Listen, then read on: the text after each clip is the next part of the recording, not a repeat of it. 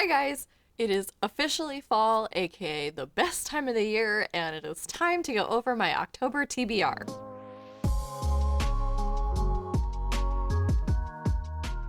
There are so many books that I want to try to squish into this month. I'm very much a mood reader, and I have a huge backlog of fall, atmospheric, spooky books, but I'm also trying to be realistic about what I'm capable of reading in a month. It's a very hard balance to strike, but I've done my best. I've whittled it down to as much as I can go, and yeah, so let's start with the arcs and the October new releases.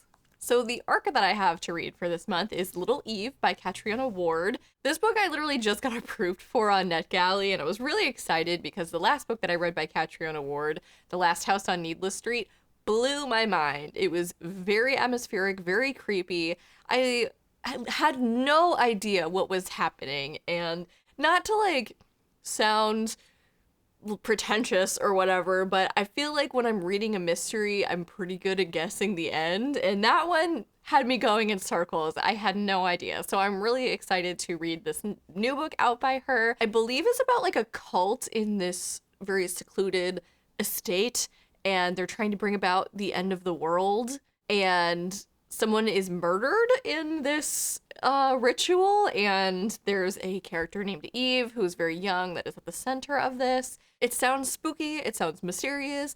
I like a good cult creepy story if I can find it. I'm hoping this delivers for the Halloween spooky vibes. It seems very strange, which from what I know about Catriona Ward seems pretty on brand. The two new releases in October that I'm really excited for are Kingdom of the Feared by Carrie Maniscalco. This is the third and I believe the last book in the Kingdom of the Wicked series. It started YA, it's kind of new adults now. We follow a witch named Amelia in Italy, and her twin sister gets brutally murdered at the beginning of the first book, and we follow her as she tries to avenge her sister and figure out who murdered her. And along the way, she ends up pairing up with a prince of hell, Wrath specifically. They get into some adventures, some shenanigans, they go to hell. It's like a whole thing. There's a really interesting mystery at the center of it. So this series is really fun. I'm very curious to see how it wraps up. I don't think it went in a direction that everyone has enjoyed, but I liked book 2, and so I'm hoping book 3 also delivers. And then we have House of Hunger by Alexis Henderson.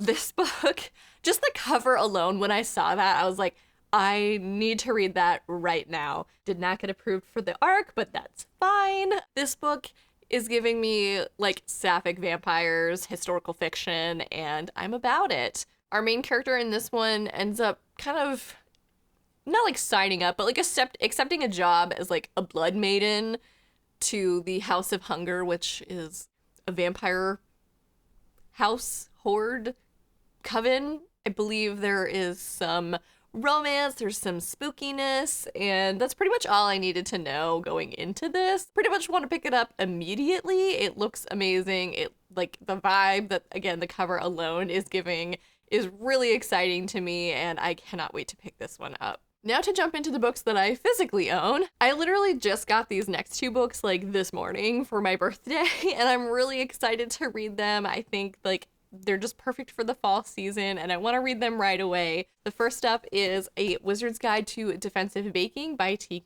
Kingfisher. I just read Nettle and Bone by her last month and absolutely loved it. I loved the atmosphere. I loved the whimsy. It was dark but humorous, and I'm really curious to read more by T. Kingfisher. This one's been on my wish list, and my boyfriend got it for me, and I'm so excited because it sounds so cute. This one, I believe, is YA. We follow a 14-year-old named Mona who is a witch, but she doesn't have any what she considers to be useful powers. Her magic only works on bread.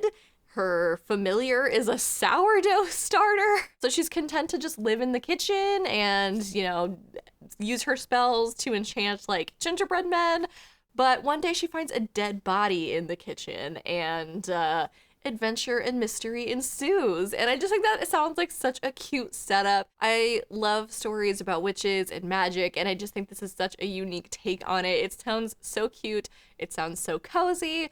And while I like the dark, spooky, atmospheric stuff in the fall and October specifically, I also do like to balance it out with like cozy, cute things as well. And this sounds perfect for that. Also, along the lines of cozy and cute, I have The Very Secret Society of Irregular Witches by Sangu Mandana. Also, just got this for my birthday, and this is a witchy romance. So, our main character, Mika, is a witch, but this society of witches kind of keep away from one another in order to avoid drawing attention from the general public. I believe she starts like a YouTube channel, though, where she performs tricks like under the guise that it is like fake, but she's actually doing real magic. She doesn't think anyone will take it seriously, like until someone does. Someone reaches out and asks her to visit them at Nowhere House to teach 3 young witches how to control their magic, which breaks all of the rules that this witch society has in place. But it just sounds so cute, and the love interest is a handsome and prickly librarian, which I love, and I'm really excited. I've heard nothing but good things about this. It seems like the perfect fall romance, and I cannot wait to start to pick it up. Whoops, I did not realize I had 2 T. Kingfisher books on this TBR, but oh well, I'm leaning into it. Next up is The Hollow Places. I believe this is the UK paperback cover, which I love. I love that. That is like perfect. I wish I could have like a physical thing like that to put on my shelves. So in this one, our main character, Kara, finds the words, "Pray that they are hungry," on the mysterious bunker that she's discovered behind a hole in the wall of her uncle's house. She becomes obsessed with the cryptic words and starts exploring the area, only to discover that it holds portals to countless alternate realities. But these places are haunted by creatures that seem to hear thoughts, and the more one fears them, the stronger they become. I don't really quite have as clear of an idea about like the tone and content of this book as I do like about her other books, but it sounds really spooky and really mysterious, and I think it'll be a really good fall read. This one also seems to be pretty popular as far as T. Kingfisher's books go. I see this one ranked pretty highly with Nettle and Bone. The back likens it to Guillermo del Toro's Pan's Labyrinth, so also very atmospheric, and I have very high expectations for this one.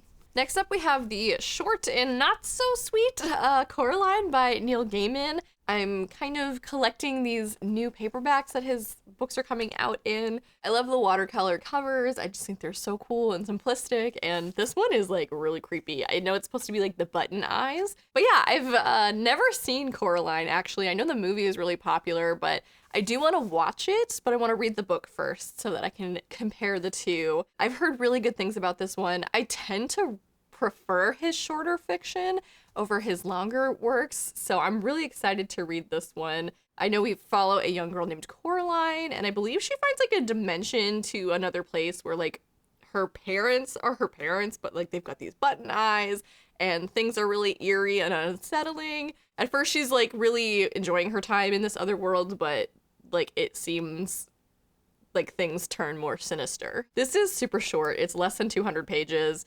I'm really excited to see what all the hype is about and then to finally watch the movie. I like the animation style they went with on that one. It seems to fit Neil Gaiman's writing style and tone very well. So I think this will be a fun one to pick up in the Halloween season. I'm pretty sure this next book has been on my October TBR. This would be, I believe, the 3rd year in a row, maybe just the 2nd. I've had my eye on it for a really long time, and I keep going, I need to read this in October, and then like it keeps getting pushed to the back burner, but not this year.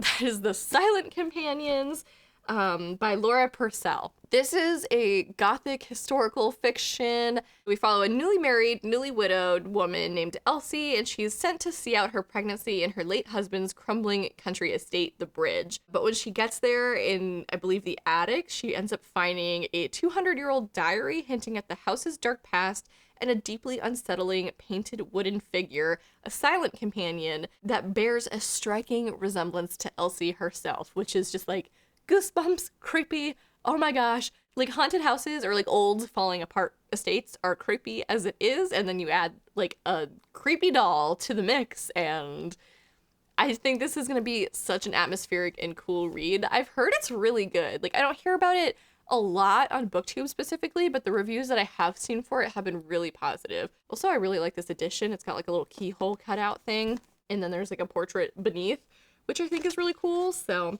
I am really excited to finally read this. 2022 is gonna be the year. It's happening. I swear it. I also plan on reading Legendary by Stephanie Garber. I read Caraval this month and I thought it was so good and so enchanting. I really have come to like Stephanie Garber's writing. I started with Once Upon a Broken Heart, which I wouldn't necessarily recommend, but loved that story, loved the sequel, Ballad of the Never After, and I figured it was finally time to go back to the beginning and read the Caraval series. I don't know what I expected Caraval to be, but it definitely just blew my expectations out of the water. It was super fun, super fast-paced, had some really dark, like, intense moments, and there's also this romance at the center that I was really intrigued by, and I'm really excited to see where this series goes, even though I started with the spin-off sequel series. I have like very loose ideas or hints about where it goes, but I don't know the filler, so I'm really excited to get to that. I believe this is a book that the character Jax is introduced in, so I'm very much looking forward to that, where he's a main character of the spin-off series, and this has just been such a fun series so far. I really like Stephanie Garber's writing, like I said. I just think it's so fast-paced and fun, and we'll probably break up maybe some of the slower, like, gothic-y reads I've got on my list, and yeah, I'm very much looking forward to this one. Another book that I've had on my TBR for a while, Vespertine by Margaret Rogerson. This is the Fairy Loot edition, which is just absolutely gorgeous. Like the Silent Companions, this is a backlist title I've been meaning to read for a little while, but I feel like the vibes are going to be perfect for October, so I'm really committed to reading it this month. It's been so long at this point, I've lost my specific idea of what this book is about, but I'm pretty sure we follow like a nun figure, and she ends up getting, I don't want to say possessed by a spirit, but like the spirit attaches itself to her, I think, and that's pretty much all I know. It seems to be Margaret Rogerson's darkest story. I thought this was supposed to be a standalone, but I feel like I've heard that there's going to be a sequel, so we shall see. I'm really looking forward to it. Margaret Rogerson's writing is absolutely stunning. That I've loved all of her books so far, so I'm really looking forward to like kind of a darker, more atmospheric tale from her. I think this is going to be a lot of fun. Next up, we have Spells Trouble by PC Cast and Kristen Cast. I got this for my birthday last year, and I need to actually read it now. And I'm also just now noticing there is a little tuxedo kitty that looks like my cat Rocket on the front, so even more of a reason to finally read it. This is part of the Sisters of Salem series. I believe book 2 is out now, and book 3 is coming out soon, so I really gotta get on this and catch up. I don't remember a lot about this other than that it has to do with twin sisters who are witches. So yeah, there's twin sisters that are witches, Hunter and Mercy, and they're direct descendants of the founder of their town, and they are training to become gatekeepers to protect their realm from other realms and such, and other portals.